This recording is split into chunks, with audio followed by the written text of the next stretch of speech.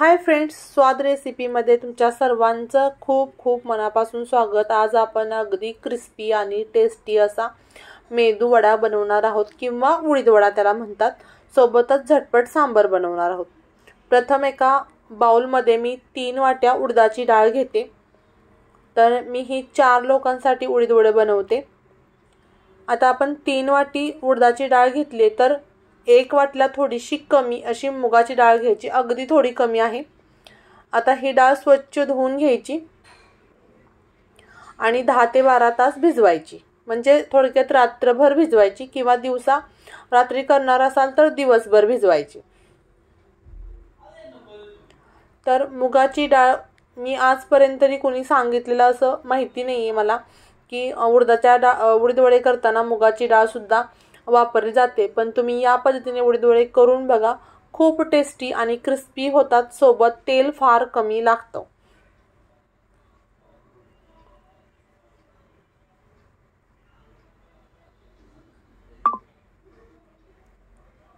दहा ते 12 तासानंतर आपल्या डाळी व्यवस्थित भिजलेल्या आहेत। आता आपण पाणी न घालता ही डाळ बारीक करायची आहे आणि अगदीच डाळ बारीक होत नसेल तर मग अगदी 1 चमचा छोटा असतो ते पाणी घालायचं, पण शक्यतो असा प्रयत्न करायचा की पाणी न घालता डाळ बारीक होईल। आता आपली डाळ बारीक झालेली आहे आणि याच पद्धतीने मी सर्व डाळ बारीक करून घेते। जर प्रथमच तुम्ही माझा व्हिडिओ पाहत असाल तर चॅनलला सबस्क्राइब करायचे, जेणेकरून नवीन येणाऱ्या व्हिडिओचे नोटिफिकेशन सर्वात प्रथम तुम्हाला मिळेल।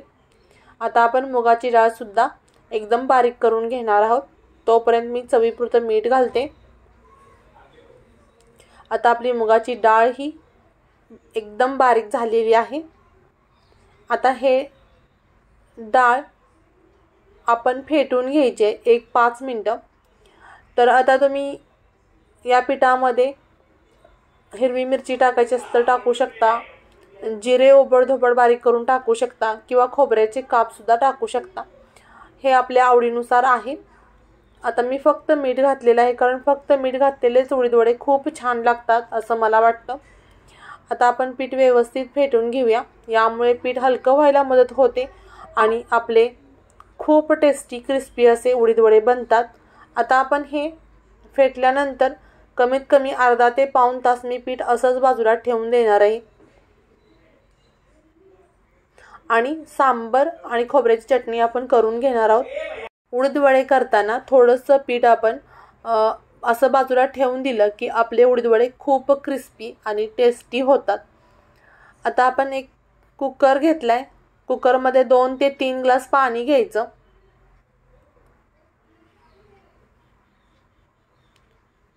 पाणी थोडंसं गरम झालं की त्यामध्ये हळद घालायची 1 चमचाभर, त्यानंतर चवीपुरतं मीठ घालायचं,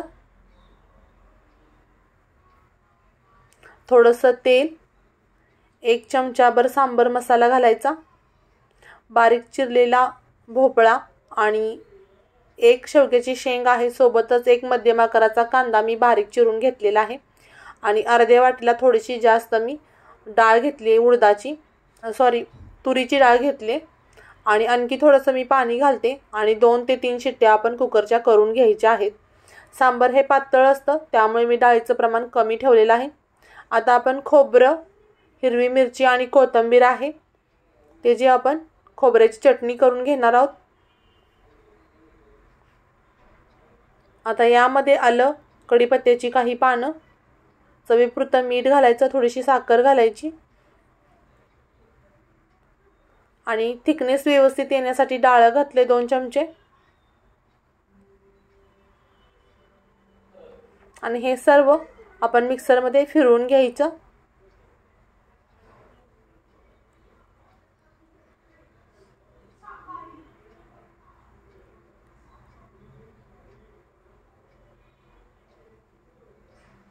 आपली खोबऱ्याची चटणी तयार झालेली आहे। आता आपण याला तडका देणार आहोत। किती छान अशी आपली ही खोबऱ्याची चटणी तयार झाली। एक तडका पॅन घ्यायचा, त्यामध्ये तेल घालायचं,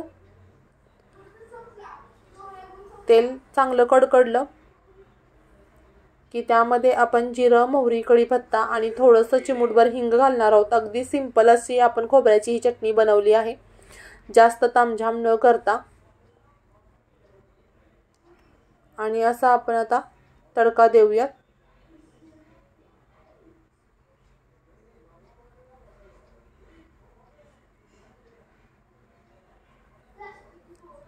आपली चटणी तयार झाली तोपर्यंत आपली डाळ सुद्धा शिजलेली आहे. आधी आपण चटणी आणि सांबर करून घ्यायची आणि मग लास्टला वडे करायचे, म्हणजे गरमागरम एन्जॉय करता येतात. वा, छान अशी आपली डाळ शिजलेली आहे. थोडंसं आपण मिक्स करून घेऊ. त्यानंतर रवीने थोडंसं घुसळून घेऊयात, म्हणजे आपलं सांबर मधली जी डाळ आहे, शेवग्याची शेंग आहे, ते सर्व एकजीव होईल.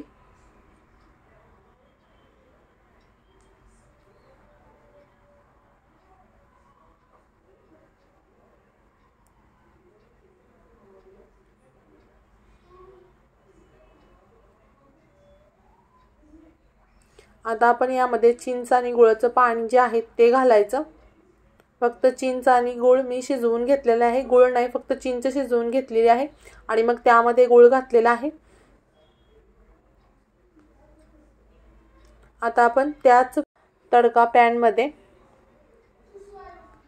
तेल घ्यायचं. अगदी आपण हे झटपट करतोय त्यामुळे तेही कमी पसाऱ्यामध्ये आपली ही पूर्ण उडीद वड्याची थाळी तयार होते. जिरं, मोहरी, कढीपत्ता, सुकलेल्या लाल मिरच्या घालायचे त्यामध्ये.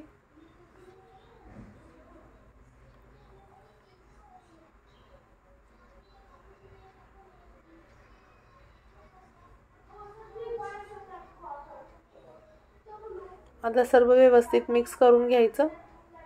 त्यामध्येच आपण हळद थोडीशी, अगदी अर्धा चमचा, त्यानंतर लाल तिखट, बेडगी मिरची पावडर घातली मी थोडीशी कलर छान येण्यासाठी, आणि सांबर मसाला घातलाय. व्यवस्थित मिक्स करायचा आणि आपलं खूप झटपट असं सांबर तयार झालेलं आहे. आता आपण ह्याला 5 ते 10 मिनिटं शिजवून घ्यायचं. थोडंसं पाणी मी आणखी घालते, कारण थोडंसं मला थिकनेस जास्त वाटला.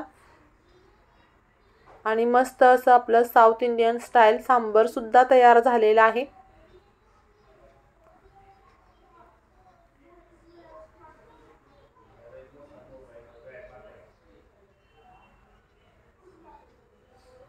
जितका वेळ सांबर शिजेल तितकं ते छान लागतं. त्यामुळे काही गडबड करायची नाही. 10 ते 15 मिनिटं आपण हे सांबर मंद गॅसवरती उकळून द्यायचं. आणखी कोणत्या प्रकारच्या रेसिपी पाहायला तुम्हाला आवडतील त्यासाठी कमेंट्स बॉक्समध्ये कमेंट्स करायचे. आणि जर तुम्हाला माझ्या रेसिपी आवडत असतील तर तुमच्या मित्रपरिवारामध्ये शेअर करायचे. आता आपण उडीद वडा मेकर न वापरता पळीवरती उडीद वडा कसा करायचा ते पाहणार आहोत. त्यासाठी मी कढई ठेवली. कढईमध्ये तेल गरम करून घ्यायचं. तेल थोडंसं जास्त घ्यायचं, म्हणजे पटपट आपले उडीद वडे होतात. अर्धा ते पाऊण तास आपलं पीठ हे भिजलेलं आहे व्यवस्थित. आता पाण्याचा हात घ्यायचा, पळीला व्यवस्थित पाणी लावून घ्यायचं आणि एक छोटासा गोळा घ्यायचा पिठाचा, गोल करून घ्यायचा आणि मध्ये एक छोटंसं छिद्र करायचं. आणि याच पद्धतीने, अगदी सोप्या पद्धतीने आपण हे उडीद वडे करून घ्यायचे. तुम्ही बघू शकता खूप फास्ट आणि पटपट हे होतात. जास्त काही झंझट लागत नाही. अगदी नवीन करणारे लोक जरी असली तरी सुद्धा त्यांना हे उडीद वडे अगदी सोप्या पद्धतीने करता येतात. गॅसची फ्लेम मी लो ठेवलेली आहे.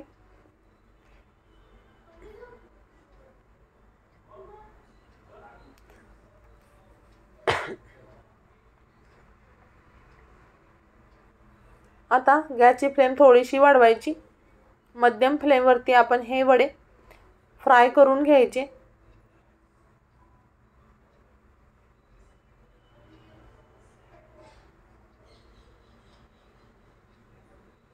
एक बाजू चांगली भाजली की मग आपण वडे पलटी करून घ्यायचे।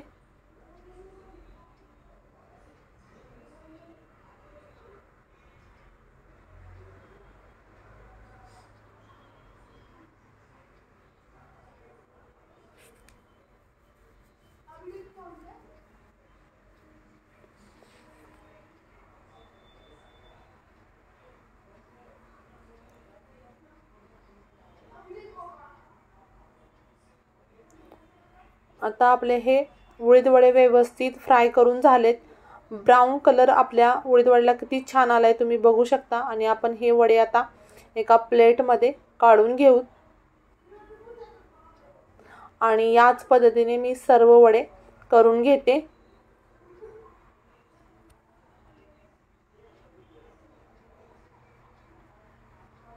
आता आपण एका प्लेटमध्ये हे वडे सांबर आणि खोबऱ्याची चटणी सर्व करूयात। सांबरला कलर सुद्धा खूप छान आलाय तुम्ही बघू शकता।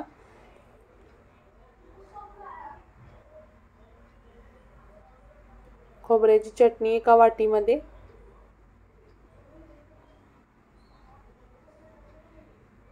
आणि खूप सारे उडीद वडे। पुन्हा भेटू अशाच नवीन व्हिडिओ सोबत। तोपर्यंत खात राहा, मस्त राहा, स्वतःची आणि घरातल्यांची काळजी घेत राहा। Bye bye.